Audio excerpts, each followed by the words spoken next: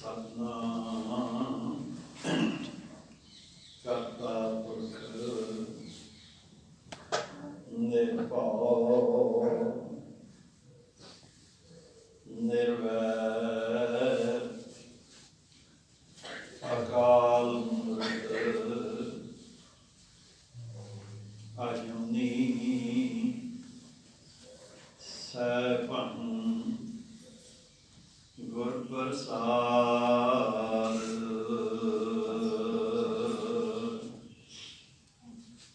ਗਿਆਨ ਧਿਆਨ ਕਿਛ ਕਰਮ ਨ ਜਾਣਾ, ਸਾਰ ਨ ਜਾਣਾ ਤੇਰੀ।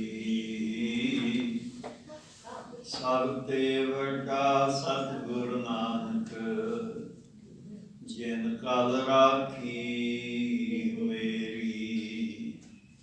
ਸਭ ਤੇ ਵੱਡਾ ਸਤਿਗੁਰ ਨਾਨਕ, ਜਿਨ ਕਲ ਰਾਖੀ ਮੇਰੀ। ਜੈਤ ਸਰੀ ਮਹਲਾ ਪੰਜਵਾਂ। ਵਾਰ ਸਲੋਕਾਂ ਨਾਲ ਇਕ ਓੰਕਾਰ, ਸਤਿਗੁਰ ਪ੍ਰਸਾਦ। ਸ਼ਲੋਕ। ਆਦਿ ਪੂਰਨ ਮੱਧ ਪੂਰਨ ਅੰਤ ਪੂਰਨ ਪਰਮੇਸ਼ਰ ਹੈ। ਸਿਮਰੰਤ ਸੰਤ ਸਰਬਤਰ ਰਮਣ, ਨਾਨਕ ਅਗਨਾਸਨ ਜਗਦੀਸ਼ਰ ਹੈ। ਵੇਖਣ ਸੁਣ ਸਨਾਵਨ, ਮਨ ਮੈਂ ਦ੍ਰਿੜੀਐ ਸਾਚ। ਪੂਰ ਰਹਿਓ ਸਰਬਤਰ ਮੈਂ, ਨਾਨਕ ਹਰ ਰੰਗ ਰਾਚ। ਪੌੜੀ। ਹਰ ਏਕ ਨਿਰੰਜਨ ਗਾਈਐ, ਸਭ ਅੰਤਰ ਸੋਈ। ਕਰਨ ਕਾਰਨ ਸਮਰੱਥ ਪ੍ਰਭ, ਜੋ ਕਰੇ ਸੋ ਹੋਈ। ਖਿਨ ਮਹਿ ਥਾਪ ਉਥਾਪਦਾ, ਤਿਸ ਬਿਨ ਨਹੀਂ ਕੋਈ। ਖੰਡ ਬ੍ਰਹਮੰਡ ਪਾਤਾਲ ਦੀਪ, ਰਵਿਆ ਸਭ ਲੋਈ। ਜਿਸ ਆਪ ਬੁਝਾਏ ਸੋ ਬੁਝਸੀ, ਨਿਰਮਲ ਜਨ ਸੋਈ। ਜਿਸ ਆਪ ਬੁਝਾਏ ਸੋ ਬੁਝਸੀ, ਨਿਰਮਲ ਜਨ ਸੋਈ। ਵਾਹਿਗੁਰੂ ਜੀ ਕਾ ਖਾਲਸਾ, ਵਾਹਿਗੁਰੂ ਜੀ ਕੀ ਫਤਿਹ। ਗਰੀਬ ਨਵਾਜ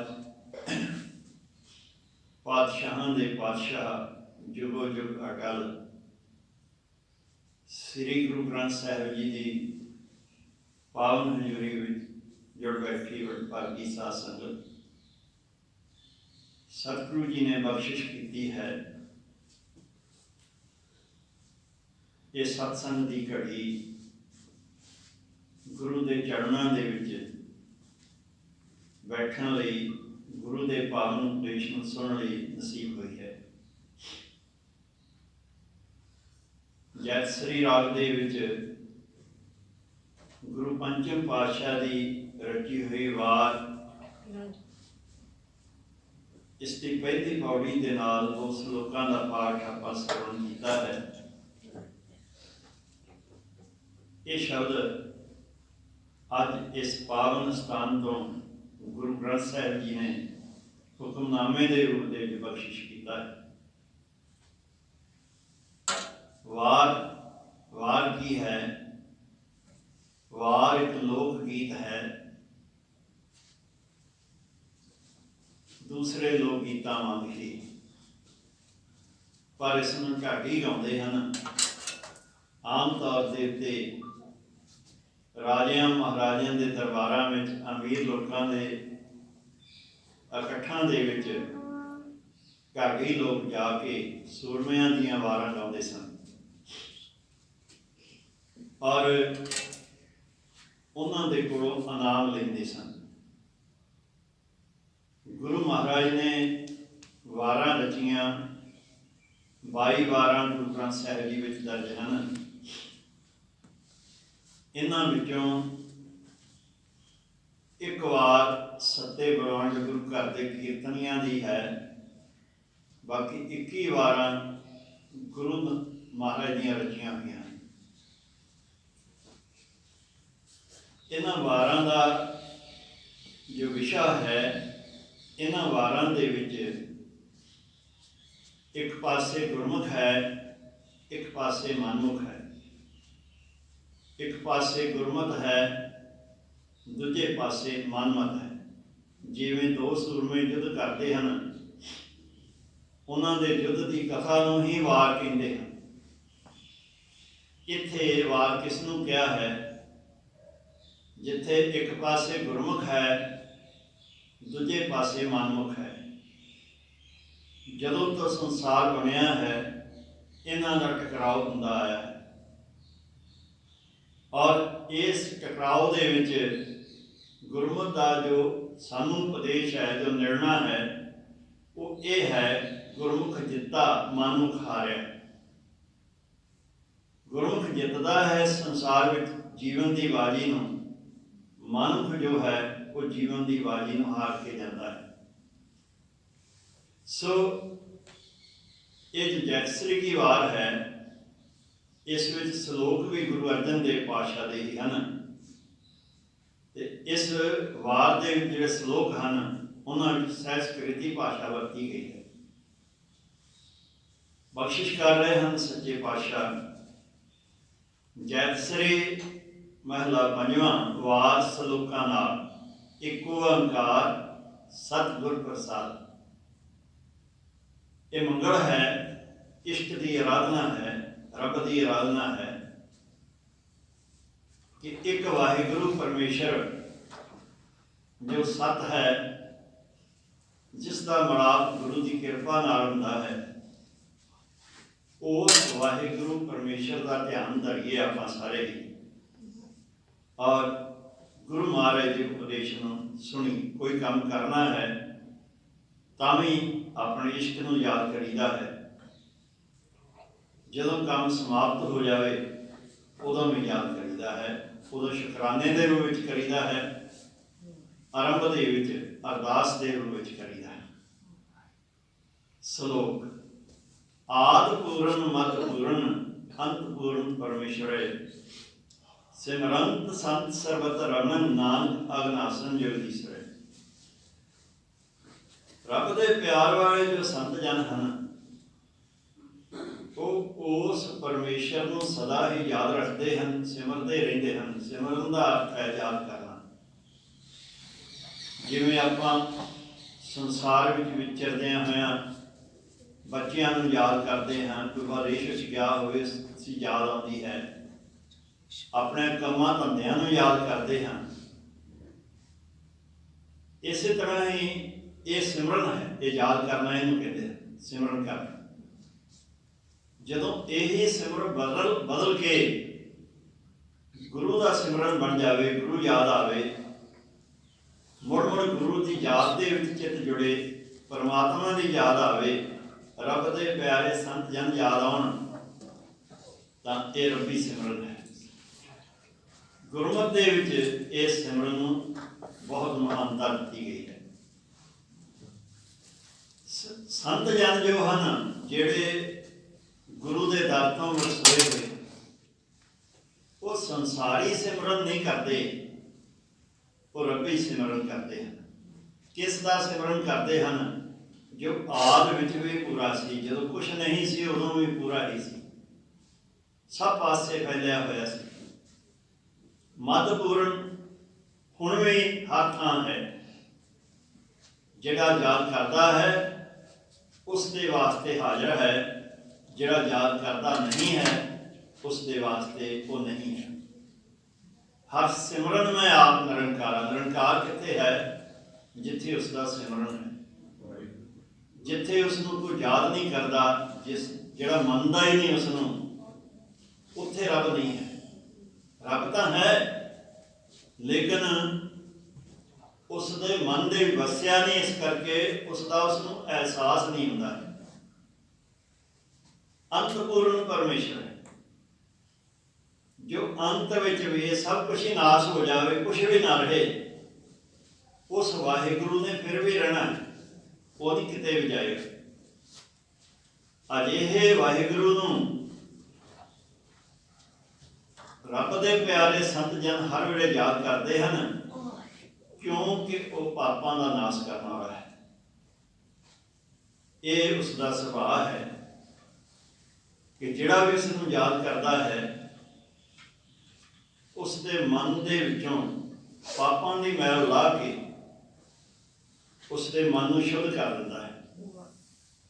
ਸ਼ੁੱਧ ਮਨ ਜੋ ਹੈ, ਜਿਸ ਵਿੱਚ ਕੋਈ ਪਾਪ ਵਿਕਾਰ ਨਹੀਂ ਹੈ, ਉਸ ਨੂੰ ਰੱਬ ਦਾ ਹੀ ਰੂਪ ਕਿਹਾ ਹੈ। ਮਨ ਦਾ ਇੱਕ ਸੰਸਾਰੀ ਰੂਪ ਹੈ। ਜਦੋਂ ਇਹ ਸੰਸਾਰ ਵੱਲ ਝਾਕਦਾ ਹੈ, ਜਦੋਂ ਸੰਸਾਰ ਵਿੱਚ ਲੱਗਾ ਰਹਿੰਦਾ ਹੈ, ਸੰਸਾਰ ਦੀਆਂ ਗੱਲਾਂ ਯਾਦ ਕਰਦਾ ਹੈ, ਤਾਂ ਇਹ ਸੰਸਾਰੀ ਹੈ, ਇਹ ਵਿਕਾਰੀ ਵੀ ਹੈ। ਪਰ ਜਦੋਂ ਇਹ ਪਰਮਾਤਮਾ ਵਾਲੇ ਪਾਸੇ ਲੱਗ ਜਾਂਦਾ ਹੈ, ਉਸ ਪਾਸੇ ਇਸ ਦਾ ਧਿਆਨ ਜੁੜ ਜਾਂਦਾ ਹੈ, ਇਸ ਪਾਸੇ ਧਿਆਨ ਨਹੀਂ ਆਉਂਦਾ ਹੈ, ਤਾਂ ਇਹ ਰੱਬ ਦਾ ਰੂਪ ਬਣ ਜਾਂਦਾ ਹੈ। ਇਸ ਹਾਲਤ ਵਿੱਚ ਮਨ ਤੋਂ ਜੋਤ ਸਰੂਪ ਹੈ ਆਪਣਾ ਮੂਲ ਪਛਾਣ, ਇਹ ਉਪਦੇਸ਼ ਦਿੱਤਾ ਹੈ ਕਿ ਮਨ ਜੋਤ ਸਰੂਪ ਰੱਬ ਦਾ ਰੂਪ ਹੈ। ਸੰਸਾਰ ਵੱਲ ਲੱਗਾ ਹੋਣ ਕਰਕੇ ਸਮਝ ਨਹੀਂ ਹੈ ਇਸ ਨੂੰ। ਮਾਰੇ ਕਹਿੰਦੇ ਆ ਤੇਰਾ ਮੂਲ ਤਾਂ ਰੱਬ ਵਾਲਾ ਹੈ, ਤੂੰ ਉਸ ਨੂੰ ਪਛਾਣਨ ਦਾ ਯਤਨ ਕਰ। ਪਛਾਣਨਾ ਕਿਵੇਂ ਹੈ? ਮਾਰੇ ਕਹਿੰਦੇ ਕਿ ਸੰਤਾਂ ਨੇ ਸਮਝਾਤਾ ਹੈ ਸਾਨੂੰ ਕਿ ਉਸ ਨੂੰ ਯਾਦ ਕਰੋ, ਪਰਮਾਤਮਾ ਨੂੰ ਯਾਦ ਕਰੋ, ਤੁਹਾਨੂੰ ਅਹਿਸਾਸ ਹੋ ਜਾਵੇਗਾ। ਜਿਸ ਨੂੰ ਤੁਸੀਂ ਦੂਰ ਸਮਝਦੇ ਹੋ, ਕਿਸੇ ਧਰਮ ਸਥਾਨ ਤੇ ਬੈਠਾ ਹੋਇਆ ਸਮਝਦੇ ਹੋ, ਉਹ ਤਾਂ ਤੁਹਾਡੇ ਹਰ ਵੇਲੇ ਨਾਲ ਹੈ, ਤੁਹਾਡੇ ਅੰਦਰ ਵਸਿਆ ਹੋਇਆ ਹੈ। ਵੇਖਣ ਸੁਣਨ ਸੁਣਾਵਨ ਮਨ ਮੈਂ ਜੜੀਏ ਸਾਜ, ਪੂਰ ਰਹਿਓ ਸਰਬਤਰ ਮੈਂ ਨਾਨਕ ਹਰ ਰਾਜ। ਵਾਹਿਗੁਰੂ ਪਰਮੇਸ਼ਰ ਜੋ ਸਭ ਥਾਈਂ ਹੀ ਵਿਆਪਕ ਹੈ, ਪੂਰ ਰਹਿਓ ਸਰਬਤਰ ਮੈਂ, ਹਰ ਥਾਈਂ ਨਾਨਕ ਹਰ ਰਾਜ। ਉਸ ਦੇ ਪਿਆਰ ਵਿੱਚ ਜੁੜ ਕੇ ਉਸ ਨੂੰ ਮਨ ਵਿੱਚ ਦ੍ਰਿੜ ਕਰੀਏ, ਭਾਵ ਦ੍ਰਿੜਤਾ ਦੇ ਨਾਲ ਉਸ ਨੂੰ ਯਾਦ ਕਰੀਏ। ਉਹ ਸਭ ਕੁਝ ਵੇਖ ਰਿਹਾ ਹੈ, ਅਸੀਂ ਕਰ ਰਹੇ ਹਾਂ, ਸੁਣ ਵੀ ਰਿਹਾ ਹੈ, ਸੁਣਾਉਣ, ਆਪਣੀ ਗੱਲ ਸਾਨੂੰ ਸੁਣਾਉਂਦਾ ਵੀ ਹੈ। ਜੋ ਕੁਝ ਅਸੀਂ ਕਰਦੇ ਹਾਂ, ਇਹ ਸਭ ਕੁਝ ਵਾਹਿਗੁਰੂ ਦੀ ਹਜ਼ੂਰੀ ਵਿੱਚ ਹੀ ਹੋ ਰਿਹਾ ਹੈ। ਤਾਂ ਮਹਾਰਾਜ ਨੇ ਸਾਨੂੰ ਸੁਚੇਤ ਕੀਤਾ ਹੈ ਕਿ ਇਹ ਇਨਸਾਨ ਚੰਗਿਆਈਆਂ ਬੁਰਾਈਆਂ ਵਾਚੈ ਧਰਮ ਸੁਦੂਰ, ਕਰਮੀ ਆਪੋ ਆਪਣੀ ਇਹ ਨੇੜਾ। ਜੋ ਕੁਛ ਤੂੰ ਕਰ ਰਿਹਾ ਹੈ, ਇਹ ਸਭ ਕੁਝ ਵੇਖ ਰਿਹਾ ਹੈ, ਇਹਦਾ ਫਲ ਤੈਨੂੰ ਭੁਗਤਣਾ ਪਵੇਗਾ। ਔਰ ਇਸ ਫਲ ਦਾ ਸਦਕਾ ਹੀ ਕੋਈ ਰੱਬ ਤੋਂ ਦੂਰ ਹੋ ਜਾਂਦਾ ਹੈ, ਕੋਈ ਇਸ ਦੇ ਨੇੜੇ ਹੋ ਜਾਂਦਾ ਹੈ। ਚੰਗੇ ਕੰਮ ਕਰਨ ਵਾਲਾ ਰੱਬ ਦੇ ਨੇੜੇ ਹੋ ਜਾਂਦਾ ਹੈ, ਬੁਰੇ ਕੰਮ ਕਰਨ ਵਾਲਾ ਜਿਹੜਾ ਹੈ ਉਹ ਉਸ ਤੋਂ ਦੂਰ ਹੋ ਜਾਂਦਾ ਹੈ। ਹਰ ਏਕ ਨਿਰੰਜਨ ਗਾਈਐ ਸਭ ਅੰਤਰ ਸੋਈ। ਨਿਰੰਜਨ ਨਿਰਅੰਜਨ, ਅੰਜਨ ਦਾ ਮਤਲਬ ਹੁੰਦਾ ਸੁਰਮਾ। ਸੁਰਮੇ ਨੂੰ ਅੰਜਨ ਆਮ ਤੌਰ ਤੇ ਕਹਿੰਦੇ ਹਨ। ਕਾਲਖ, ਅੰਜਨ ਕਾਲਖ ਨੂੰ ਵੀ ਕਹਿੰਦੇ ਹਨ। ਸੋ ਨਿਰੰਜਨ, ਨਿਰੰਜਨ ਕੀ ਹੈ? ਜਿਸ ਤੇ ਕਾਲਖ ਦਾ ਅਸਰ ਨਹੀਂ ਹੈ। ਕਾਲਖ ਕਾਹਦੀ ਹੈ? ਮਾਇਆ ਦੀ। ਮਾਇਆ ਦੇ ਤਿੰਨ ਗੁਣ ਹਨ, ਸਤੋ ਰਜੋ ਅਤੇ ਤਮੋ। ਚੰਗੇ ਗੁਣਾਂ ਦਾ ਜਦੋਂ ਕਿਸੇ ਇਨਸਾਨ ਤੇ ਪ੍ਰਭਾਵ ਹੁੰਦਾ ਹੈ, ਤਾਂ ਇਸੇ ਹੀ ਮਾਇਆ ਨੂੰ ਚੰਗੇ ਕੰਮਾਂ ਤੇ ਵਰਤਦਾ ਹੈ। ਜਦੋਂ ਉਸ ਤੇ ਮਾਇਆ ਦੇ ਰਜੋ ਗੁਣ ਦਾ ਪ੍ਰਭਾਵ ਹੁੰਦਾ ਹੈ, ਤਾਂ ਇਸੇ ਹੀ ਮਾਇਆ ਨੂੰ ਆਪਣੇ ਪਰਿਵਾਰ ਵਾਸਤੇ, ਆਪਣੇ ਰਿਸ਼ਤੇਦਾਰਾਂ ਵਾਸਤੇ ਜਾਂ ਦੋਸਤਾਂ ਮਿੱਤਰਾਂ ਵਾਸਤੇ ਵਰਤਦਾ ਹੈ। ਇਹ ਰਜੋ ਗੁਣ ਦਾ ਪ੍ਰਭਾਵ ਹੈ। ਜਦੋਂ ਤਮੋ ਗੁਣ ਦਾ ਪ੍ਰਭਾਵ ਹੁੰਦਾ ਹੈ ਇਨਸਾਨ ਦੇ ਮਨ ਦੇ ਉੱਤੇ, ਉਸ ਵੇਲੇ ਇਸੇ ਹੀ ਮਾਇਆ ਨੂੰ ਭੈੜੇ ਕੰਮਾਂ ਵਾਸਤੇ ਵਰਤਦਾ ਹੈ। ਕੋਈ ਜੂਆ ਖੇਡਦਾ ਹੈ, ਕੋਈ ਸ਼ਰਾਬ ਪੀਂਦਾ ਹੈ, ਕੋਈ ਮਾਸ ਖਾਂਦਾ ਹੈ, ਕੋਈ ਲੜਾਈਆਂ ਝਗੜੇ ਕਰਕੇ ਮੁਕੱਦਮੇ ਬਾਜ਼ੀਆਂ ਦੇ ਉੱਤੇ ਇਸੇ ਮਾਇਆ ਨੂੰ ਲਾ ਦਿੰਦਾ ਹੈ। ਇਹ ਤਮੋ ਗੁਣ ਦਾ ਪ੍ਰਭਾਵ ਹੈ। ਸੋ ਇਹਨਾਂ ਤਿੰਨਾਂ ਗੁਣਾਂ ਦੀ ਕਾਲਖ ਲੱਗੀ ਹੋਈ ਹੈ ਮਾਇਆ ਨੂੰ।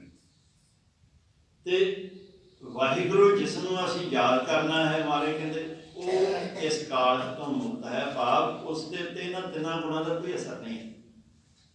ਭਾਵ ਉਸ ਦੇ ਉੱਤੇ ਮਾਇਆ ਦਾ ਕੋਈ ਅਸਰ ਨਹੀਂ ਹੈ। ਮਾਇਆ ਤੋਂ ਨਿਰਲੇਪ ਹੈ। ਆਪੇ ਆਪ ਨਿਰੰਜਨ ਸੋਏ, ਆਪ ਹੀ ਆਪ ਹੈ, ਉਸ ਵਰਗਾ ਕੋਈ ਹੈ ਹੀ ਨਹੀਂ ਹੈ। ਉਸ ਨੂੰ ਗਾਈਦੇ ਭਾਵ ਉਸ ਦੇ ਗੁਣ ਗਾਉਂਦੇ ਰਹਿੰਦੇ। ਉਹ ਸਾਰਿਆਂ ਦੇ ਅੰਦਰ ਹੈ, ਸਭ ਅੰਤਰ ਸੋਈ ਸਾਰਿਆਂ ਦੇ ਅੰਦਰ ਹੀ ਹੈ। ਕਰਨ ਕਾਰਨ ਸਮਰੱਥ ਪ੍ਰਭ ਜੋ ਕਰੇ ਸੋਏ। ਫਿਰ ਕਰਨ ਕਾਰਨ ਪ੍ਰਭ ਇੱਕ ਹੈ, ਦੂਸਰਾ ਨਹੀਂ ਕੋਈ। ਨਾਨਕ ਤਿਸ ਬਲ ਹਾਰਨਾ ਜਲ ਥਲ ਮੰਜਲ ਸੋਏ। ਹਰ ਥਾਂ ਹਾਜ਼ਰ ਨਾਜ਼ਰ, ਜਲ ਦੇ ਵਿੱਚ ਵੀ, ਥਲ ਦੇ ਵਿੱਚ ਵੀ, ਮਹੀ ਆਕਾਸ਼ ਦੇ ਵਿੱਚ ਵੀ, ਹਰ ਥਾਂ ਹਾਜ਼ਰ ਨਾਜ਼ਰ ਹੈ। ਉਸ ਵਾਹਿਗੁਰੂ ਪਰਮੇਸ਼ਰ ਨੂੰ ਕਰਨ ਵਾਲਾ ਵੀ ਆਪ ਹੈ ਤੇ ਕਾਰਨ ਵੀ ਆਪ ਹੈ। ਕਾਰਨ ਕੀ ਹੈ? ਜਿਵੇਂ ਆਪਾਂ ਕੋਈ ਵਸਤੂ ਬਣਾਉਣੀ ਹੈ ਤਾਂ ਉਸ ਵਸਤੂ ਵਾਸਤੇ ਕੋਈ ਸਾਨੂੰ ਚੀਜ਼ਾਂ ਚਾਹੀਦੀਆਂ। ਕੋਈ ਮਿਸਤਰੀ ਹੈ, ਉਹ ਕੋਈ ਮਕਾਨ ਬਣਾਉਂਦਾ ਹੈ, ਮਕਾਨ ਬਣਾਉਣ ਵਾਸਤੇ ਉਸਨੂੰ ਸੀਮੈਂਟ ਚਾਹੀਦਾ, ਰੇਖਾਂ ਚਾਹੀਦੀਆਂ ਹਨ, ਲੋਹਾ ਚਾਹੀਦਾ ਹੈ, ਹੋਰ ਜੋ ਲੋੜੀਂਦੀਆਂ ਚੀਜ਼ਾਂ ਹਨ। ਇਹ ਹੋਣਗੀਆਂ ਤਾਂ ਬਣਾਏਗਾ। ਇਹ ਕਾਰਨ ਹੈ, ਇਹਨੂੰ ਕਾਰਨ ਹੀ ਨਹੀਂ ਕਹਿੰਦੇ। ਇਸ ਤੋਂ ਬਿਨਾਂ ਨਹੀਂ ਮਿਸਤਰੀ ਬਣਾ ਸਕਦਾ। ਪਰ ਵਾਹਿਗੁਰੂ ਪਰਮੇਸ਼ਰ ਜੋ ਹੈ, ਇਹ ਮਿਸਤਰੀ ਵਾਂਗੂ ਕਿਤੋਂ ਇਹਨਾਂ ਚੀਜ਼ਾਂ ਨੂੰ ਲਿਆਉਂਦਾ ਨਹੀਂ ਹੈ, ਇਕੱਠੀਆਂ ਨਹੀਂ ਕਰਨੀਆਂ ਪੈਂਦੀਆਂ। ਉਹ ਆਪਣੇ ਕੋਲੋਂ ਹੀ, ਆਪਣੇ ਵਿੱਚੋਂ ਹੀ ਇਹ ਸਭ ਕੁਝ ਪੈਦਾ ਕਰਦਾ ਹੈ, ਆਪਣੇ ਅੰਦਰੋਂ ਹੀ। ਇਸ ਕਰਕੇ ਉਸ ਨੂੰ ਕਾਰਨ ਪ੍ਰਭੇ ਹੈ। ਭਾਵ ਕਰਨ ਵਾਲਾ ਵੀ ਆਪ ਹੈ ਤੇ ਕਾਰਨ ਵੀ ਉਹ ਆਪ ਹੀ ਹੈ। ਜੋ ਚਾਹੁੰਦਾ ਹੈ ਉਹੀ ਕੁਝ ਹੁੰਦਾ ਹੈ, ਜੋ ਕਰੇ ਸੋ। ਬੀਓ ਬੀਜਣਾ ਮਸਲਤ ਧਾਰੇ, ਜੋ ਕੁਛ ਕਰੇ ਸੋ ਆਪੇ ਕਰੇ। ਕਿਸੇ ਦੀ ਸਲਾਹ ਨਹੀਂ ਲੈਂਦਾ। ਵਾਹਿਗੁਰੂ ਪਰਮੇਸ਼ਰ ਜੋ ਹੈ ਕਿਸੇ ਦੀ ਸਲਾਹ ਨਾਲ ਨਹੀਂ ਚੱਲਦਾ, ਨਹੀਂ ਤਾਂ ਕੋਈ ਗਲਤ ਸਲਾਹ ਦੇ ਸਕਦਾ ਹੈ। ਕਿਸੇ ਦਾ ਮੁਹਤਾਜ ਨਹੀਂ ਹੈ, ਸਲਾਹ ਲਈ ਕਿਸੇ ਦਾ ਮੁਹਤਾਜ ਨਹੀਂ ਹੈ। ਜੋ ਚਾਹੁੰਦਾ ਹੈ ਆਪਣੀ ਮਰਜ਼ੀ ਨਾਲ ਕਰਦਾ ਹੈ। ਖਿਨ ਮੈਂ ਥਾਪ ਉਥਾਪਦਾ ਤਿਸ ਮਨ ਨਹੀਂ ਕੋਈ। ਛਿਨ ਵਿੱਚ ਭਾਵ ਅੱਖ ਦੇ ਝਮਕਣ ਜਿੰਨਾ ਟਾਈਮ ਹੈ ਨਾ, ਇੰਨੇ ਟਾਈਮ ਦੇ ਵਿੱਚ ਹੀ ਸਭ ਕੁਝ ਬਣਾ ਦਿੰਦਾ ਹੈ। ਇੰਨੇ ਚਿਰ ਦੇ ਵਿੱਚ ਹੀ ਉਹ ਸਭ ਕੁਝ ਨਾਸ ਕਰ ਦਿੰਦਾ ਹੈ। ਜਦ ਉਦਕ ਕਰਖ ਕਰਾ ਕਰਤਾਰਾ ਪਰਜਾ ਤਰ ਦੇਵ। जब अकर्ष करत हो कब हूँ तुम मैं मिलत देगा सब। और कर्क शक्ति है जी, वो सब कुछ बना देता है। अकर्ष शक्ति एडे ना, अकर्ष शक्ति ये सब कुछ अपने विच ही खिंच लेता है, अपने विच समोह लेता है। सो इन जो वाहिगुरू परमेश्वर जो है वो खिन दे विच ही, छिन दे विच ही सब कुछ ही थाप भी दिंदा है, नाश भी कर दिंदा है। होर कोई नहीं है उस तो बिना, वो आप ही ये सब कुछ करता है। खंड ब्रह्मंड पाताल दीव रविया सब लोई। हर थां ही खंडां ब्रह्मंडां दे विच, पाताल दे विच दीप, वो जगह जिहड़ी समुंदर दे विच हुंदी है, टापू जिन्हां नूं कहंदे हन, उत्थे सब थां ही वाहिगुरू हाज़र है। जिस आप बुझाए सो कुछ सी निर्मल जन से। अजिहे गुणा वाला जो वाहिगुरू परमेश्वर है, उसकी सोच उसे नहीं होंदी है जिसनों वो आप बुझाता है, आप सोची बख्शता है। कोई सियाणप नहीं, कोई चतुराई नहीं, कोई हठ नहीं कि उसनों इस तरीके नाल लै सकते हो, लभ सकते हो, पा सकते हो। मारे कहते वो आप ही जिस ते कृपा करता है, उसनों अपना बना के उसनों अपनी सोझी बख्श देता है। ये अज का हुक्मनामा है जिसकी विचार आप सरवण की है। अज सिख इतिहास में बड़ा महत्वपूर्ण दिन है। अज का दिन जो है ਇਹ ਗੁਰੂ ਗ੍ਰੰਥ ਸਾਹਿਬ ਜੀ ਦਾ ਤਾਜਪੋਸ਼ੀ ਦਾ ਦਿਨ ਹੈ। ਤਾਜਪੋਸ਼ੀ ਭਾਵ ਤਖਤ ਜ਼ਬਰ ਛਤਰ ਦੇ ਮਾਲਕ ਅੱਜ ਦੇ ਦਿਨ ਦਸਮ ਪਾਤਸ਼ਾਹ ਨੇ ਗੁਰੂ ਗ੍ਰੰਥ ਸਾਹਿਬ ਜੀ ਨੂੰ ਬਣਾਇਆ ਹੈ। ਇਹ ਇੱਥੋਂ ਤੱਕ ਪਹੁੰਚਣ ਵਾਸਤੇ ਗੁਰੂ ਗ੍ਰੰਥ ਸਾਹਿਬ ਜੀ ਨੂੰ ਗੁਰਗੱਦੀ ਦੇ ਉੱਤੇ ਵਿਰਾਜਮਾਨ ਕਰਨ ਵਾਸਤੇ ਲੰਮਾ ਸਮਾਂ ਲੱਗਾ ਹੈ। ਇਹ 239 ਸਾਲ ਬਣਦੇ ਹਨ। ਗੁਰੂ ਨਾਨਕ ਸਾਹਿਬ ਜੀ ਤੋਂ ਲੈ ਕੇ ਇੱਕ ਦਿਨ ਦੇ ਵਿੱਚ ਨਹੀਂ ਸਭ ਕੁਛ ਹੋ ਗਿਆ। ਦਸਮ ਪਾਤਸ਼ਾਹ ਦੇ ਜੋਤੀ ਜੋਤ ਸਮਾਉਣ ਤੱਕ 239 ਸਾਲ ਦਾ ਸਮਾਂ ਹੈ। ਇਸ ਲੰਮੇ ਸਮੇਂ ਦੇ ਵਿੱਚ ਗੁਰੂ ਨਾਨਕ ਸਾਹਿਬ ਜੀ ਤੋਂ ਹੀ ਇਹ ਸ਼ੁਰੂਆਤ ਹੋ ਗਈ ਕਿ ਜਿਹੜੇ ਲੋਕ ਇੱਥੇ ਸਾਡੇ ਦੇਸ਼ ਤੇ ਹਿੰਦੁਸਤਾਨ ਦੇ ਲੋਕ ਹਨ, ਕੁਝ ਤਾਂ ਬੰਦਿਆਂ ਨੂੰ ਹੀ ਰੱਬ ਮੰਨੀ ਬੈਠੇ ਹਨ, ਇਨਸਾਨ ਨੂੰ ਹੀ ਰੱਬ ਮੰਨੀ ਬੈਠੇ ਹਨ। ਕੁਝ ਰੱਬ ਦੀਆਂ ਪੈਦਾ ਕੀਤੀਆਂ ਜਿਹੜੀਆਂ ਸ਼ਕਤੀਆਂ ਹਨ ਉਹਨਾਂ ਨੂੰ ਉਹ ਰੱਬ ਮੰਨੀ ਬੈਠੇ ਹਨ। ਇਸ ਤਰ੍ਹਾਂ ਸਾਰੇ ਹੀ ਅਗਿਆਨਤਾ ਦੇ ਵਸ ਉਸ ਪਰਮਾਤਮਾ ਨੂੰ ਸਾਰੇ ਭੁੱਲ ਕੇ ਕਰਾਏ ਪਏ ਹਨ। ਕੂੜ ਕਿਰਿਆ ਉਪਿਓ ਸਭ ਹੀ ਜਗ ਸ਼੍ਰੀ ਭਗਵਾਨ ਕੋ ਪਿਆ। ਸਾਰਾ ਹੀ ਹਿੰਦੁਸਤਾਨ ਜਿਹੜਾ ਹੈ ਕੂੜ ਦੀ ਕਿਰਿਆ ਕਰ ਰਿਹਾ ਸੀ, ਭਾਵ ਉਹ ਕੁਝ ਕਰੀ ਜਾ ਰਿਹਾ ਸੀ ਜਿਹਦੇ ਨਾਲ ਰੱਬ ਦੀ ਸੋਝੀ ਨਹੀਂ ਹੋ ਸਕਦੀ। ਗੁਰੂ ਮਹਾਰਾਜ ਨੇ ਇਹ ਰਸਤਾ ਦਿਖਾਇਆ। ਇੱਥੇ ਜੋ ਬੰਦੇ ਦੀ ਪੂਜਾ ਕਰੋਗੇ, ਤੁਸੀਂ ਕਿਸੇ ਬੰਦੇ ਨੂੰ ਪੂਜੋਗੇ, ਬੰਦਾ ਮਰ ਜਾਏਗਾ, ਫਿਰ ਕੀ ਕਰੋਗੇ? ਫਿਰ ਕੀ ਕਰਦੇ ਲੋਕ? ਉਹਦੀ ਮੂਰਤੀ ਬਣਾ ਲੈਂਦੇ ਸੀ, ਪੱਥਰ ਦੀ ਮੂਰਤੀ ਬਣਾ ਲਈ, ਕਾਗਜ਼ ਦੀ ਮੂਰਤ ਬਣਾ ਲਈ, ਕਾਗਜ਼ਾਂ ਦੀਆਂ ਮੂਰਤਾਂ ਬਣਾ ਕੇ ਉਹਨਾਂ ਨੂੰ ਘਰਾਂ ਦੇ ਵਿੱਚ ਰੱਖ ਲਿਆ, ਜਾਂ ਮੂਰਤੀ ਬਣਾ ਕੇ ਮੰਦਰਾਂ ਵਿੱਚ ਮੂਰਤੀਆਂ ਰੱਖ ਲਈਆਂ। ਸੋ ਇੰਝ ਸਾਡੇ ਦੇਸ਼ ਮੂਰਤੀ ਪੂਜਾ ਇਸ ਤਰ੍ਹਾਂ ਸਾਰੀ ਹੀ ਆਰੰਭ ਹੋਈ ਹੈ, ਕਿਉਂਕਿ ਇੱਥੇ ਲੋਕ ਬੰਦਿਆਂ ਨੂੰ ਜਿਹੜਾ ਸੀ ਉਹ ਰੱਬ ਮੰਨੀ ਜਾਂਦੇ। ਪਰ ਪਰਮਾਤਮਾ ਜਿਹੜਾ ਹੈ ਉਸ ਦੀ ਤਾਂ ਕੋਈ ਮੂਰਤੀ ਨਹੀਂ ਹੈ। ਮਹਾਰਾਜ ਨੇ ਬੜੇ ਸਖਤ ਸ਼ਬਦ ਵਰਤੇ ਹਨ। ਸੋ ਮੁਖ ਜਲੋ ਜਿਤ ਕਹੇ ਠਾਕਰ ਜੁਨ। ਉਹ ਮੂੰਹ ਹੀ ਸੜ ਜਾਵੇ ਜਿਹੜਾ ਇਹ ਕਹਿੰਦਾ ਹੈ ਕਿ ਰੱਬ ਜੁਨਾਂ ਵਿੱਚ ਪੈਂਦਾ ਹੈ, ਰੱਬ ਬੰਦਾ ਬਣ ਜਾਂਦਾ ਹੈ। ਬੰਦਾ ਰੱਬ ਵਰਗਾ ਤਾਂ ਹੋ ਸਕਦਾ ਹੈ, ਲੇਕਿਨ ਬੰਦਾ ਰੱਬ ਨਹੀਂ ਹੋ ਸਕਦਾ। ਰੱਬ ਰੱਬ ਹੀ ਹੈ। ਪਿਓ ਪਿਓ ਹੀ ਹੈ। ਪੁੱਤਰ ਪਿਓ ਵਰਗਾ ਤਾਂ ਹੋ ਸਕਦਾ, ਸੁਭਾਅ ਹੋ ਜਾ ਹੋ ਸਕਦਾ, ਲੇਕਿਨ ਪਿਓ ਆਪਣੇ ਥਾਂ ਹੈ, ਪੁੱਤਰ ਰੱਬ। ਇਸੇ ਤਰ੍ਹਾਂ ਹੀ ਰੱਬ ਆਪਣੇ ਥਾਂ ਦਿੱਤੇ ਹੈ। ਰੱਬ ਦੇ ਪੈਦਾ ਕੀਤੇ ਬੰਦੇ ਜਿਹੜੇ ਹਨ ਆਪਣੇ ਥਾਂ ਦਿੱਤੇ ਹਨ। ਇਹੀ ਭੁਲੇਖਾ ਸਾਡੇ ਦੇਸ਼ ਵਿੱਚ ਸੀ, ਜਿਸ ਕਰਕੇ ਮੂਰਤੀ ਪੂਜਾ ਸ਼ੁਰੂ ਹੋਈ। ਗੁਰੂ ਮਹਾਰਾਜ ਨੇ ਪਰਮਾਤਮਾ ਦੇ ਨਾਲ ਜੁੜਨ ਦੇ ਵਾਸਤੇ ਗੁਰੂ ਨਾਨਕ ਪਾਤਸ਼ਾਹ ਨੇ ਯਤਨ ਕਰਨਾ ਸ਼ੁਰੂ ਕਰਤਾ। ਵੇਈ ਨਦੀ ਵਿੱਚ ਜਦੋਂ ਗੁਰੂ ਨਾਨਕ ਪਾਤਸ਼ਾਹ ਨੇ ਟੁੱਪੀ ਮਾਰੀ, ਜਨਮ ਸਾਖੀਆਂ 'ਚ ਸਾਖੀ ਆਈ ਹੈ, 3 ਦਿਨ ਲੋਕ ਰਹੇ। ਤਾਂ ਜਨਮ ਸਾਖੀ ਦੇ ਕਰਤਾ ਨੇ ਲਿਖਿਆ ਹੈ ਕਿ ਇਸ ਸਮੇਂ ਗੁਰੂ ਮਹਾਰਾਜ ਸੱਚਖੰਡ ਵਿੱਚ ਪਰਮਾਤਮਾ ਦੀ ਹਜ਼ੂਰੀ ਵਿੱਚ ਪਹੁੰਚੇ ਸਨ।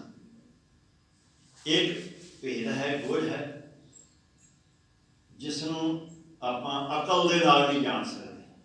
ਜਿਵੇਂ ਦਸਮ ਪਾਤਸ਼ਾਹ ਨੇ 5 ਪਿਆਰੇ ਸਾਜੇ, 5 ਸਿੱਖਾਂ ਨੂੰ ਅੰਦਰ ਲੈ ਗਏ ਵਾਰੀ ਵਾਰੀ। ਅੰਦਰ ਜਾ ਕੇ ਕੀ ਕੀਤਾ ਉਹਨਾਂ ਦੇ ਨਾਲ? ਕੁਝ ਸਮੇਂ ਬਾਅਦ ਉਹਨਾਂ ਨੂੰ ਨਵਾਂ ਸਰੂਪ ਦੇ ਕੇ ਬਾਹਰ ਲਾਏ। ਤਲਵਾਰ ਹਰ ਵਾਰ ਖੂਨ ਨਾਲ ਲਿਬੜਦੀ ਰਹੀ, ਤਲਵਾਰ ਨਾਲ ਝਟਕੇ ਕੀਤੇ ਦੀ ਆਵਾਜ਼ ਵੀ ਬਾਹਰ ਆਉਂਦੀ ਰਹੀ, ਸਭ ਕੁਝ ਹੁੰਦਾ ਰਿਹਾ। ਅੰਦਰ ਕੀ ਕੀਤਾ ਗੁਰੂ ਮਹਾਰਾਜ ਨੇ? ਇਹ ਕਿਸੇ ਨੂੰ ਕੋਈ ਭੇਦ ਨਹੀਂ ਹੈ। 5 ਪਿਆਰਿਆਂ ਨੇ ਵੀ ਨਹੀਂ ਦੱਸਿਆ ਬਾਹਰ ਕਿ ਸਾਡੇ ਨਾਲ ਕੀ ਹੋਇਆ ਸੀ। ਇਹਦਾ ਮਤਲਬ ਉਹਨਾਂ ਨੂੰ ਵੀ ਇਸ ਦਾ ਕੋਈ ਭੇਦ ਨਹੀਂ। ਇਹ ਨਹੀਂ ਕਿ ਉਹਨਾਂ ਨੂੰ ਮਹਾਰਾਜ ਸਿਖਾਤਾ ਦੱਸਿਓ ਨਾ ਕਿਸੇ ਨੂੰ। ਇਨਸਾਨ ਨਹੀਂ ਦੱਸਣ ਤੋਂ ਬਿਨਾਂ ਰਹਿ ਸਕਦਾ, ਪਰ ਇਹ ਉਹਨਾਂ ਨੂੰ ਇਸ ਗੱਲ ਦਾ ਨਹੀਂ ਸੀ ਭੇਦ। ਇਹ ਅਨੁਭਵ ਇਸੇ ਤਰ੍ਹਾਂ ਹੀ ਗੁਰੂ ਨਾਨਕ ਪਾਤਸ਼ਾਹ ਕਿੱਥੇ ਗਏ ਸੁਰਤ ਕਰਕੇ ਵਾਹਿਗੁਰੂ ਦੀ ਹਜ਼ੂਰੀ ਵਿੱਚ, ਇਹ ਗੁਰੂ ਨਾਨਕ ਪਾਤਸ਼ਾਹ ਹੀ ਜਾਣਦੇ ਹਨ। ਪਰਮਾਤਮਾ ਨਾਲ ਗੱਲਾਂ ਹੋਈਆਂ ਗੁਰੂ ਨਾਨਕ ਪਾਤਸ਼ਾਹ ਦੀਆਂ। ਗੁਰੂ ਨਾਨਕ ਪਾਤਸ਼ਾਹ ਨੂੰ ਪਰਮਾਤਮਾ ਨੇ ਕਿਹਾ ਕਿ ਮੈਂ ਪਾਰਬ੍ਰਹਮ ਪਰਮੇਸ਼ਰ ਹਾਂ, ਤੈਨੂੰ ਮੈਂ ਗੁਰੂ ਪਰਮੇਸ਼ਰ ਸਥਾਪਿਤ ਕੀਤਾ, ਤੂੰ ਗੁਰੂ ਪਰਮੇਸ਼ਰ। ਜੋ ਮੈਨੂੰ ਯਾਦ ਕਰੇਗਾ ਉਹ ਤੈਨੂੰ ਵੀ ਯਾਦ ਕਰੇਗਾ। तू संसार में जाके मेरा नाम जपा। गुरु महाराज ने सवाल किया परमात्मा कि नाम तो पहला भी जप रहे हैं, लोग जपा भी रहे हैं। कहते वो जिन्ने भी मैं पहला भेजे उन्होंने अपना ही नाम जपाना शुरू कर दिता, आप ही रब बन के बैठ गए, मेरा नाम भुल गए सारे। तू मेरा नाम जपा जा। तो उस वे आवाज़ आई, गुरु नानक पातशाह ने पूछा किहड़ा नाम मैं जपावां, तो वाहिगुरू परमेश्वर ने उस वे कहा कि वाहिगुरू नाम जपाना है। अगला सवाल गुरु नानक पातशाह का सी कि सच्चे पातशाह मैं तुहाडा किहड़ा स्वरूप दृढ़ करावां। लोग मैनूं पुछणगे जे वाहिगुरू जिन्हों कहते हाँ, अगे तो राम कहते रामचंद्र जी का ध्यान जाता सी, कृष्ण कृष्ण करते सी, गोपाल कहते कृष्ण जी वाल ध्यान जाता सी। हुण तुसीं जिहड़ा वाहिगुरू कहाउंदे हो साडे कोल, दसो असीं किहदा ध्यान करिए। तो उस वेले गुरु नानक पातशाह नूं रब्बी आवाज़ आई, इनूं तुरकी बाणी कहते हैं, एक ओंकार तो लैके गुर प्रसाद तक, जिन्होंने आप मूल मंत्र कहते हैं। ये आवाज़ है कि मेरा तू आ स्वरूप दृढ़ कराउणा है। ये गुण लोगों को दसने हैं जाके कि रब इदां दा है, कोई बंदा नहीं है, कोई देवता नहीं है, कोई देवी नहीं है, कोई जानवर नहीं है, कोई वृक्ष बूटा नहीं है। ऐ मेरा स्वरूप ये तू जाके दृढ़ करा। गुरु नानक पातशाह ने अपने जीवन काल में यही स्वरूप दृढ़ कराया। 10 स्वरूपों के यही स्वरूप दृढ़ कराया। तुरकी आवाज़ जो प्राप्त हुई गुरु नानक पातशाह नूं, ये मूल मंत्र तो बाद फिर समय समय बाणी प्रगट होंदी रही उन्होंने हिरदे विच। ये तुरकी बाणी है, खसम की बाणी इसनूं क्या है। ये गुरु नानक पातशाह ने इसका आप सत्कार किया। जिहड़ी बाणी महाराज के अंदर प्रगट होंदी उस नाल ही पोथी विच लिखी जाते सन। एक पोथी गुरु नानक पातशाह के कोल हर वेले ही होंदी सी, इसनूं बाणी की पोथी कहते हैं। सो ये जिहड़ी तुरकी आवाज़, तुरकी बाणी जो गुरु नानक पातशाह नूं प्राप्त हुई, यही इसे नूं ही गुरु नानक पातशाह ने अपना रब समझिया। अपरंपर पारब्रह्म परमेश्वर नानक गुर मिलिया सोई जो। गुरु नानक पातशाह का वचन है, जो सिद्धा ने पूछा तुसीं किस रब नूं मनदे हो, तो गुरु महाराज ने कहा तत नारायण जो सबाई नानक पे ना कोई जी। वाहिगुरू परमेश्वर जोत रूप विच है, परे तो परे है, अखां नाल दिसदा नहीं है, कन्नां नाल उसकी आवाज़ नहीं सुनती है, हाथां नाल उसनूं पकड़ नहीं सकते, परे तो परे। वो परमात्मा ही मेरा रब है, वो परमात्मा ही मेरा गुरु है। पहला ये दृढ़ कराया। फिर सिद्धा नाल वार्ता होंदियां रही। इस तो बाद सिद्धा नूं फिर उन्होंने कहा कि जिहड़ी तुरकी बाणी मैनूं प्राप्त हो रही है, इस तुरकी बाणी नूं ही मैं अपना रब्बी आवाज़ समझ के अपना अगुवाई करने वाला गुरु समझा। ये तुरकी बाणी ही शब्द ही मेरा गुरु है, तो मैं इसकी अगुवाई के चलना। जो मैं तुर तो आवाज़ मिलती है, प्राप्त होती है, तो उस आवाज़ नूं मैं प्राप्त करके उस अनुसार आप चलना हाँ, तो संसार के लोगों को दसदा हाँ कि तुसीं भी इस दे ते चलोगे, तुहाडा भला होवेगा। ये रब नूं पाउणा है तो इस आवाज़ के पिछे। बाणी का मतलब भी आवाज़ है। सो ये सिलसिला चलिया। गुरु अंगद देव जी को गुरगद्दी बख्शिश की जदों, तो उस वेले गुरु नानक पातशाह के कोल जिहड़ी पोथी सी, ये ही वड्डा खजाना सी जिहड़ा गुरु अंगद देव जी ने सौंपिया कि यह जिहड़ी पोथी विच बाणी है, ये संसार के साथ चलना है, तो संसार को चलाना है। ये पोथी गुरु अंगद देव जी को 63 श्लोक गुरु अंगद देव जी ने रचे, इस पोथी दर्ज की उन्होंने। इस तरह ही यही पोथी गुरु अमरदास पातशाह के कोल आई। गुरु अमरदास जी ने भी बाणी रची, बहुत बाणी रची, और वो भी इस पोथी में दर्ज हुई। इस तो बाद यही पोथी चौथे पातशाह पंजे पातशाह तक आई। ਇਸ ਪੋਥੀ ਜਿਹੜੀ ਪੋਥੀ ਗੁਰੂ ਅਰਜਨ ਦੇਵ ਪਾਤਸ਼ਾਹ ਤੱਕ ਪਹੁੰਚੀ, ਗੁਰੂ ਅਰਜਨ ਦੇਵ ਜੀ ਦੀ ਬਾਣੀ ਇਸ ਦੇ ਵਿੱਚ ਆਈ, ਰਚੀ ਸਾਰੀ ਪਾਈ ਗਈ। ਇਸ ਦੇ ਨਾਲ ਹੀ ਜਿਹੜੀ ਭਗਤ ਬਾਣੀ ਗੁਰੂ ਨਾਨਕ ਪਾਤਸ਼ਾਹ ਆਪਣੀਆਂ ਉਦਾਸੀਆਂ ਸਮੇਂ ਇਕੱਠੀ ਕਰਕੇ ਲਿਆਏ ਸਨ, ਉਹ ਵੀ ਬਾਣੀ ਇਸ ਪੋਥੀ ਦੇ ਵਿੱਚ ਲਿਖੀ ਹੋਈ ਸੀ। ਪਰ ਗੁਰੂ ਅਮਰਦਾਸ ਪਾਤਸ਼ਾਹ ਦੇ ਵੇਲੇ ਕੀ ਹੋਇਆ, ਇੱਕ ਹੰਦਾਲੀਆ ਸੀ, ਭਾਈ ਹੰਦਾਲ, ਬੜੇ ਗੁਰੂ ਮਹਾਰਾਜ ਦੇ ਪਿਆਰੇ ਗੁਰਸਿੱਖ ਸਨ, ਗੋਇੰਦਵਾਲ ਸਾਹਿਬ ਦੇ ਵਿੱਚ ਲੰਗਰ ਦੀ ਸੇਵਾ ਕਰਦੇ ਸਨ ਬਹੁਤ ਹੀ ਪਿਆਰ ਨਾਲ। ਇੱਕ ਵਾਰ ਲੰਗਰ ਵਿੱਚ ਆਟਾ ਗੁੰਨਦਿਆਂ ਹੋਇਆਂ, ਉਹ ਆਟਾ ਗੁੰਨ ਰਹੇ ਸੀ ਤਾਂ ਗੁਰੂ ਅਮਰਦਾਸ ਪਾਤਸ਼ਾਹ ਆ ਗਏ, ਤਾਂ ਉਹਨੇ ਉਸੇ ਤਰ੍ਹਾਂ ਹੱਥ ਆਟੇ ਨਾਲ ਲਿਬੜੇ ਹੋਏ ਆਪਣੇ ਪਿਛਲੇ ਬੰਨੇ ਕਰਕੇ ਗੁਰੂ ਮਹਾਰਾਜ ਦੇ ਚਰਨਾਂ 'ਚ ਨਮਸਕਾਰ ਕੀਤੀ। ਉਸ ਦੀ ਇਹ ਭਾਵਨਾ ਵੇਖ ਕੇ, ਸ਼ਰਧਾ ਵੇਖ ਕੇ ਗੁਰੂ ਅਮਰਦਾਸ ਪਾਤਸ਼ਾਹ ਬਹੁਤ ਪ੍ਰਸੰਨ। ਇਸ ਨੂੰ ਮੰਜੀ ਵੀ ਮਹਾਰਾਜ ਨੇ ਬਖਸ਼ਿਸ਼ ਕੀਤੀ ਸੀ। ਇਹ ਜੰਡਿਆਲਾ ਗੁਰੂ ਹੈ, ਅੰਮ੍ਰਿਤਸਰ ਤੋਂ ਪਹਿਲਾਂ ਆਉਂਦਾ ਹੈ, ਉੱਥੇ ਦਾ ਰਹਿਣ ਵਾਲਾ ਸੀ। ਇਹਦੀ ਗਾਂ ਜਿਹੜੀ ਸੰਤਾਨ ਹੋਈ, ਇਹ ਤਾਂ ਬਹੁਤ ਸ਼ਰਧਾਵਾਨ ਸੀ।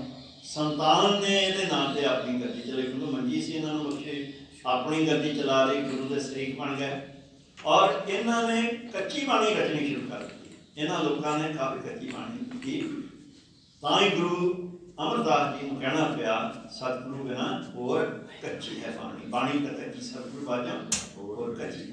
ਇਹ ਮਹਾਰਾਜ ਨੇ ਆਪ ਵਚਨ ਕੀਤਾ। ਇਸ ਤੋਂ ਬਾਅਦ ਕੱਚੀ ਬਾਣੀ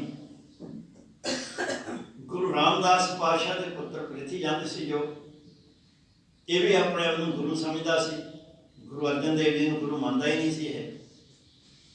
ਇਸ ਦੇ ਪੁੱਤਰ ਮਿਹਰਬਾਨ ਨੇ ਬਾਣੀ ਕੱਚੀ ਰਚੀ, ਬਹੁਤ ਬਾਣੀ ਰਚੀ, ਗੁਰੂ ਨਾਨਕ ਪਾਤਸ਼ਾਹ ਦੇ ਨਾਮ ਥਲੇ ਰਚੀ ਇਸ ਨੇ ਬਾਣੀ। ਇਸ ਦੇ ਪੁੱਤਰ ਅੱਗੇ ਚਤਰਕੁਰ ਸੀ, ਉਸਨੇ ਵੀ ਕੱਚੀ ਬਾਣੀ ਬਹੁਤ ਰਚੀ। ਇਹ ਇੰਨੀ ਕੱਚੀ ਬਾਣੀ ਹੋ ਗਈ ਸੀ ਕਿ ਸਿੱਖਾਂ ਵਾਸਤੇ ਨਖੇੜਾ ਕਰਨਾ ਔਖਾ ਹੋ ਗਿਆ ਸੀ ਕਿ ਅਸੀਂ ਹੁਣ ਕਰੀਏ। ਸਾਨੂੰ ਇਹ ਨਹੀਂ ਪਤਾ ਲੱਗਦਾ ਇਹ ਗੁਰੂ ਦੀ ਬਾਣੀ ਹੈ ਜਾਂ ਦੂਜੀ ਬਾਣੀ ਹੈ, ਨਾਨਕ ਸਾਰਿਆਂ ਥੱਲੇ ਨਾਂ ਆਇਆ ਹੋਇਆ। ਸੋ ਮਹਾਰਾਜ ਨੂੰ ਬੇਨਤੀ ਕੀਤੀ ਗੁਰੂ ਅਰਜਨ ਦੇਵ ਜੀ ਮਹਾਰਾਜ, ਸਾਨੂੰ ਨਹੀਂ ਪਤਾ ਲੱਗਦਾ ਕੱਚੀ ਬਾਣੀ ਕਿਹੜੀ ਹੈ, ਗੁਰੂ ਦੀ ਬਾਣੀ ਕਿਹੜੀ ਹੈ, ਤੁਸੀਂ ਕਿਰਪਾ ਕਰੋ ਸਾਡੇ ਉੱਤੇ।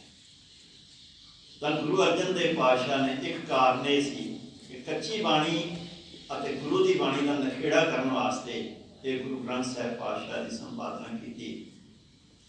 ਗੁਰੂ ਗ੍ਰੰਥ ਸਾਹਿਬ ਦੇ ਵਿੱਚ ਮਹਾਰਾਜ ਨੇ ਆਪਣੀ ਹਜ਼ੂਰੀ ਵਿੱਚ ਭਾਈ ਗੁਰਦਾਸ ਜੀ ਨੂੰ ਬਿਠਾ ਕੇ ਸਾਰੀ ਹੀ ਗੁਰੂ ਮਹਾਰਾਜ ਦੀ ਬਾਣੀ, ਭਗਤਾਂ ਦੀ ਬਾਣੀ, ਇਸ ਤੋਂ ਬਿਨਾਂ ਭੱਟਾਂ ਦੀ ਬਾਣੀ, ਸੱਤੇ ਬਾਣੀ ਔਰ ਬਾਬਾ ਸੁੰਦਰ ਜੀ ਦੀ ਸਤ ਬਾਣੀ, ਇਹ ਸਾਰੀਆਂ ਬਾਣੀਆਂ ਦਰਜ ਕਰਵਾਈਆਂ।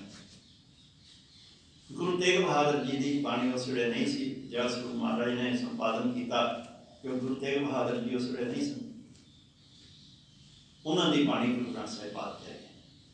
ਸੋ ਇੰਝ ਗੁਰੂ ਗ੍ਰੰਥ ਸਾਹਿਬ ਪਾਤਸ਼ਾਹ ਦੀ ਸੰਪਾਦਨਾ ਹੋਈ ਤੇ ਇਸ ਦਾ ਪ੍ਰਕਾਸ਼ ਸ੍ਰੀ ਹਰਿਮੰਦਰ ਸਾਹਿਬ ਵਿੱਚ ਹੋਇਆ। ਗੁਰੂ ਅਰਜਨ ਦੇਵ ਪਾਤਸ਼ਾਹ ਇਸ ਤੋਂ ਬਾਅਦ ਗੁਰੂ ਗ੍ਰੰਥ ਸਾਹਿਬ ਜੀ ਦੀ ਹਜ਼ੂਰੀ ਦੇ ਵਿੱਚ ਹਮੇਸ਼ਾ ਹੀ ਬੈਠਦੇ, ਆਪ ਚੌੜ ਕਰਦੇ ਸਨ ਮਹਾਰਾਜ। ਉਹਨਾਂ ਦੀ ਗੈਰ ਹਾਜ਼ਰੀ ਬਾਬਾ ਰੋਡਾ ਜੀ ਬੈਠਦੇ ਸਨ, ਉਹ ਚੌੜ ਕਰਦੇ ਸਨ ਮਹਾਰਾਜ।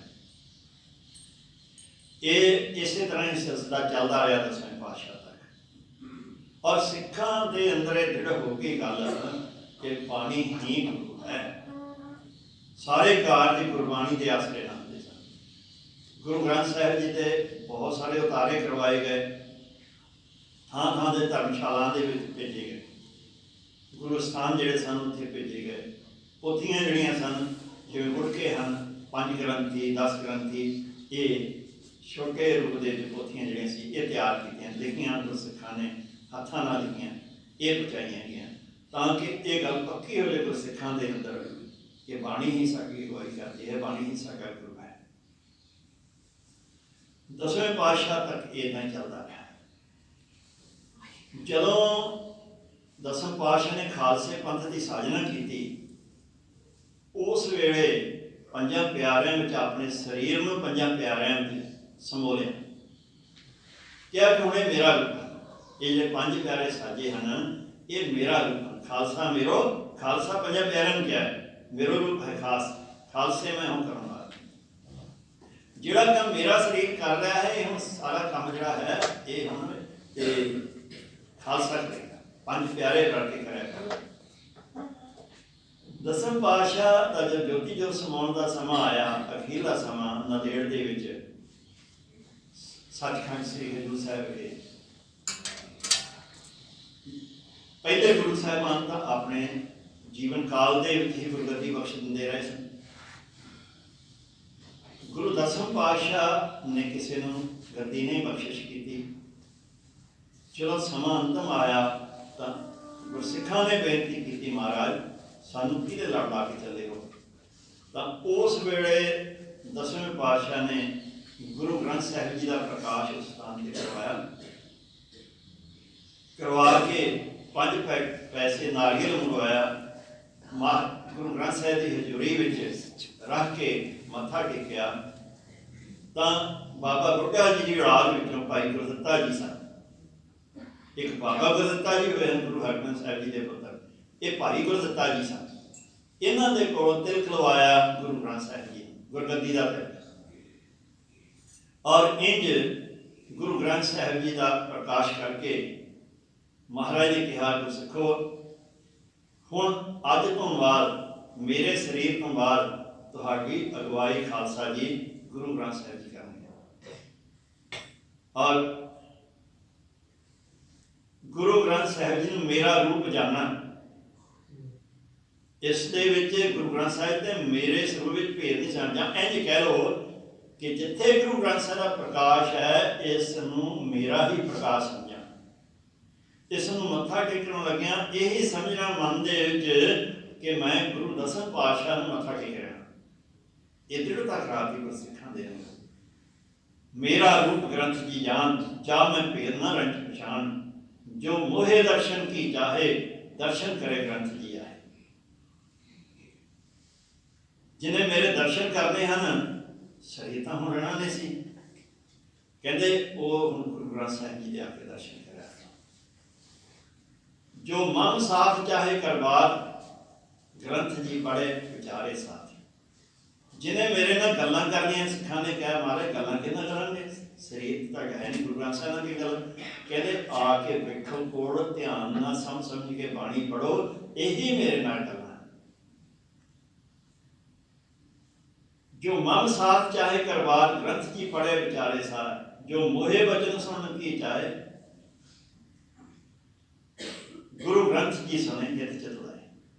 ਉਹ ਗੁਰੂ ਦੀ ਬਾਣੀ ਨੂੰ ਧਿਆਨ ਦੇ ਨਾਲ ਸੁਣੇ, ਚਿੱਤ ਜੋੜੇ ਇਸ ਦੇ ਵਿੱਚ, ਸਮਝ ਲਓ ਕਿ ਇਹ ਮੇਰੇ ਹੀ ਬਚਨ ਹਨ। ਗੁਰੂ ਗ੍ਰੰਥ ਸਾਹਿਬ ਜੀ ਦੀ ਬਾਣੀ ਮੇਰੇ ਹੀ ਬਚਨ ਹਨ। ਇਸੇ ਉਪਦੇਸ਼ ਨੂੰ ਗੁਰਸਿੱਖ ਜਿਹੜੇ ਹਨ, ਉਹ ਜਿਹੜਾ ਆਪਾਂ ਮਗਰੋਂ ਬੋਲਦੇ ਹਾਂ ਨਾ, ਅਰਦਾਸ ਤੋਂ ਬਾਅਦ ਦੁਹਰਾ ਆਗਿਆ ਪਈ ਅਕਾਲ ਕੀ ਤਵੇ ਚਲਾਇਆ ਪੰਥ, ਸਭ ਸਿੱਖਾਂ ਕੋ ਹੁਕਮ ਹੈ ਗੁਰੂ ਮਨ। ਇਸੇ ਦਾ ਇਹ ਸੰਖੇਪ ਰੂਪ ਹੈ, ਸੌਖਾ ਰੂਪ ਹੈ। ਇਹ ਦੋਹਰੇ ਬਾਅਦ ਗਿਆਨੀ ਗਿਆਨ ਸਿੰਘ ਜੀ ਦੇ ਲਿਖੇ ਹੋਏ ਹੁੰਦੇ ਹਨ। ਪੰਥ ਪ੍ਰਕਾਸ਼ ਦੇ ਵਿੱਚ ਇਹ ਵੀ ਸਿੱਖਾਂ ਦੇ ਵਿੱਚ ਰਵਾਇਤ ਬਣ ਗਈ। ਇਹ ਦੋਹਰੇ ਜਿਹੜੇ ਹਨ, ਇਹ ਅਰਦਾਸ ਤੋਂ ਬਾਅਦ ਜ਼ਰੂਰ ਪੜ੍ਹਨੇ ਹਨ, ਤਾਂ ਕਿ ਸਾਡਾ ਨਿਸ਼ਚਾ ਬਣਿਆ ਰਹੇ ਕਿ ਗੁਰੂ ਗ੍ਰੰਥ ਸਾਹਿਬ ਜੀ ਸਾਡੇ ਪ੍ਰਗਟ ਕੁਰਾਨ ਕੀ ਦੇ। ਇਹ ਮਤਲਬ ਇੰਨੀ ਪੱਕੀ ਹੈ, ਗੁਰੂ ਗ੍ਰੰਥ ਜੀ ਮਾਨਿਓ ਪ੍ਰਗਟ ਕੁਰਾਨ ਕੀ ਦੇ, ਜੋ ਪ੍ਰਭ ਕੋ ਮਿਲ ਗੋ ਚਾਹੇ ਖੁਸ਼ ਸ਼ਬਦ में। और प्रगट कुरान की दे का मतलब की है कि जिथे गुरु ग्रंथ साहिब जी का प्रकाश है, ये समझो कि मैं उत्थे हाँ, मैं ही वो बैठा हुआ। प्रगट कुरान मैनू ही समझना शरीर नहीं, मेरे ते ही विश्वास करो, मैं ही। दो रूप ना कितने समझ लेने, गुरु ग्रंथ साहिब हो रहा है तो गुरु गोबिंद सिंह हो रहा है। जिवें कई थावां ते एक गुरु ग्रंथ साहिब पढ़ाया नाल गुरु गोबिंद सिंह जी की फोटो लाई हुई है, ਇਹਦਾ ਮਤਲਬ ਦੋ ਹੋ ਗਏ ਨਾ। ਮਾਰਕੀਟ ਨਹੀਂ ਇਹੀ ਹੈ। ਜੇ ਮੈਨੂੰ ਮਿਲਣਾ ਚਾਹੁੰਦੇ ਹੋ, ਜੇ ਰੱਬ ਨੂੰ ਮਿਲਣਾ ਚਾਹੁੰਦੇ ਹੋ, ਗੁਰੂ ਗੋਬਿੰਦ ਸਿੰਘ ਜੀ ਰੱਬ ਦਾ ਰੂਪ ਹਨ। ਕਹਿੰਦੇ ਜੇ ਮੈਨੂੰ ਮਿਲਣਾ ਚਾਹੁੰਦੇ ਹੋ ਨਾ, ਖੋਜ ਸ਼ਬਦ ਮੈਂ ਤਾਂ ਕੇਵਲ ਮੱਥਾ ਟੇਕਣ ਤੱਕ ਹੀ ਨਾ ਸੀਮਤ ਰਹੋ। ਫਿਰ ਜਿਹੜੀ ਬਾਣੀ ਗੁਰੂ ਗ੍ਰੰਥ ਸਾਹਿਬ ਦੇ ਵਿੱਚ ਲਿਖੀ ਹੋਈ ਹੈ, ਇਸ ਨੂੰ ਧਿਆਨ ਨਾਲ ਪੜ੍ਹੋ, ਸਿੱਖੋ, ਸਮਝੋ। ਇਹ ਗੁਰਬਾਣੀ ਦੇ ਵਿੱਚੋਂ ਹੀ ਰੱਬ ਦਾ ਰੂਪ ਤੁਹਾਡੇ ਸਾਹਮਣੇ ਪ੍ਰਗਟ ਹੋ ਜਾਏਗਾ। ਜਿਵੇਂ ਦੁੱਧ ਨੂੰ ਜਾਗ ਲਾ ਕੇ ਮੱਥਣ ਤੋਂ ਬਾਅਦ ਮੱਖਣ ਪ੍ਰਗਟ ਹੋ ਜਾਂਦਾ ਹੈ, ਦਿਸਦਾ ਨਹੀਂ ਹੈ ਦੁੱਧ ਦੇ ਵਿੱਚ ਮੱਖਣ ਕਿੱਥੇ ਹੈ, ਲੇਕਿਨ ਜੁਗਤੀ ਨਾਲ ਤਿਆਰ ਕੀਤਿਆਂ ਹੋ ਜਾਂਦਾ ਹੈ। ਜਿਵੇਂ ਲੱਕੜਾਂ ਦੇ ਵਿੱਚ ਅੱਗ ਛੁਪੀ ਹੋਈ ਹੈ, ਉਸ ਨੂੰ ਅੱਗ ਛਹਾਉਣੀ ਪੈਂਦੀ ਹੈ ਲੱਕੜ ਨੂੰ, ਤਾਂ ਅੱਗ ਮਚਣ ਲੱਗ ਪੈਂਦੀ ਹੈ। ਇਸੇ ਤਰ੍ਹਾਂ ਹੀ ਪਿਆਰੇ ਗੁਰੂ ਗ੍ਰੰਥ ਸਾਹਿਬ ਜੀ ਦੇ ਰੱਬ ਛੁਪਿਆ ਹੋਇਆ ਹੈ। ਪੋਥੀ ਪਰਮੇਸ਼ਰ ਦਾ ਨਾਮ ਕਿਹਾ, ਰੱਬ ਇਹਦੇ ਵਿੱਚ ਛੁਪਿਆ ਹੋਇਆ ਹੈ। ਇਸ ਨੂੰ ਪ੍ਰਗਟ ਕਰਨ ਵਾਸਤੇ ਮਾਰੇ ਕਹਿੰਦੇ ਖੋਜ ਸ਼ਬਦ ਮਿਲਦੇ ਹੈ, ਤਾਂ ਇਹ ਜੁਗਤੀ ਇਹ ਵਰਤਣੀ ਗੁਰੂ ਦੇ ਸ਼ਬਦ ਦੇ ਨਾਲ, ਗੁਰੂ ਦੀ ਸੰਗਤ 'ਚ ਬੈਠ ਕੇ ਗੁਰੂ ਦੀ ਬਾਣੀ ਦੀ ਵਿਚਾਰ ਸੁਣੋ, ਪੜ੍ਹੋ, ਗਾਓ। ਇੰਝ ਸਹਿਜ ਮੈਂ ਹੀ ਅਭਿਆਸ ਕਰਦਿਆਂ ਤੁਹਾਨੂੰ ਰੱਬ ਦਾ ਅਹਿਸਾਸ ਹੋਣਾ ਸ਼ੁਰੂ ਹੋ ਜਾਵੇਗਾ। ਵਿਚਾਰਨ ਕਰਨੇ ਹੋਈਆਂ ਭੁੱਲਾਂ ਮਾਫ਼ ਕਰਨੀਆਂ। ਵਾਹਿਗੁਰੂ ਜੀ ਕਾ ਖਾਲਸਾ, ਵਾਹਿਗੁਰੂ ਜੀ ਕੀ ਫਤਿਹ।